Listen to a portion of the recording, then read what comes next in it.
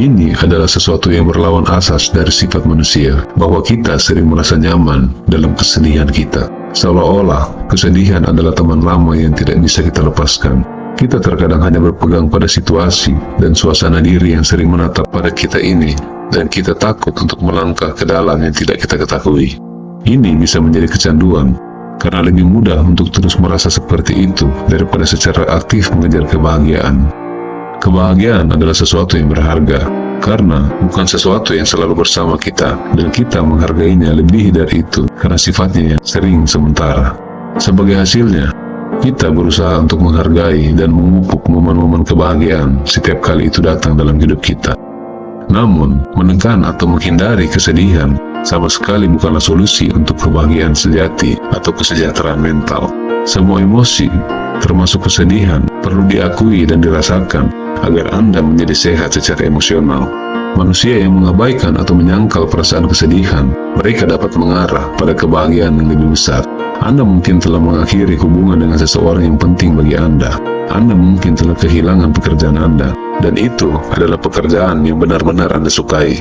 Anda mungkin telah mengalami kehilangan seseorang yang sangat Anda pedulikan. Apakah Anda berusia 30, 40, atau 60 tahun, Anda merasa bahwa hidup Anda tidak berjalan seperti yang Anda harapkan, dan itu membuat Anda merasa sangat tidak bahagia.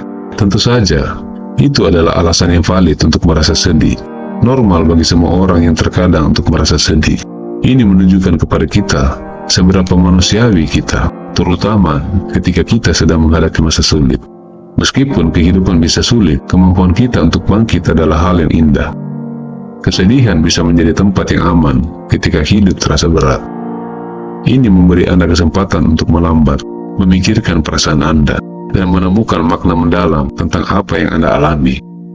Ini mengingatkan Anda bahwa kita sensitif dan mampu mencintai dengan mendalam dan tanpa kesulitan. Benar-benar wajar untuk merasa sedih dan membiarkan diri Anda mengalami emosi-emosi itu. Tetapi terkadang ketika saatnya tiba untuk melangkah maju dan merangkul perasaan lain, seperti kebahagiaan atau harapan, Anda menemukan kesulitan untuk melakukannya. Sebaliknya, Anda terus berada dalam keadaan kesedihan itu, dan ini telah menjadi semacam kecanduan padanya tanpa Anda sadari. Yang sulit tentang kecanduan ini adalah bahwa mudah untuk dipertahankan, dan Anda mungkin bahkan tidak menyadari bahwa telah sejauh mana emosi itu sedang mempengaruhi Anda, dan bahkan berkontribusi menciptakan realita kehidupan Anda.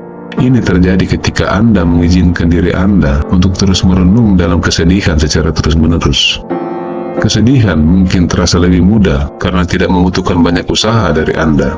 Yang diperlukan hanyalah merasa kasihan pada diri sendiri. Dan itu bisa menjadi salah satu hal yang paling sederhana untuk Anda lakukan.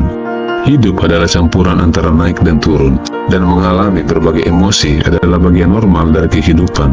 Tetapi penting bagi Anda untuk mengetahui kapan saatnya untuk melanjutkan dan berpindah emosi. Anda mungkin berpikir, jika saja saya lebih baik sebagai pasangan, kita masih bisa bersama. Jika saja saya bekerja lebih keras, saya tidak akan kehilangan pekerjaan saya. Pikiran seperti jika saja ini bisa menyakitkan, dan mungkin membuat Anda menyalahkan diri sendiri atas bagaimana segala sesuatunya berakhir dan terjadi dalam kehidupan Anda.